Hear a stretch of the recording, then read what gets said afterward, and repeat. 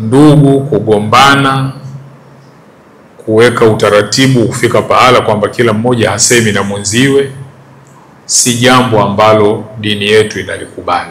Maelekezo ya Bwana Mtume sallallahu alaihi wasallam, ikitokea isiende zaidi ya siku 3, ikawa wakikutana kila mtu hasemi na mwenzie, mbora kati ya hawa ni yule atakayeanza kumsemesha mwenzie kwa kumtolea salamu. Na ile hali ya kuwa unavunja udugu na kufanya hizo hasama, Mtume kafananisha na kiwembe, lakini akasema kiwembe hiki au wembe huu haunyoi nywele, wembe huu unanyoa dini. Yani huyu mtu namna hii anaweza kuwa ana mathawabu ya tahajjud na kila kitu, yote ananyolewa, kunakuwa hakuna kitu.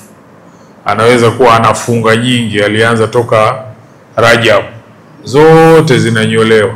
Sijui umenielewa? Kwa hiyo muhimu kwamba si jambo zuri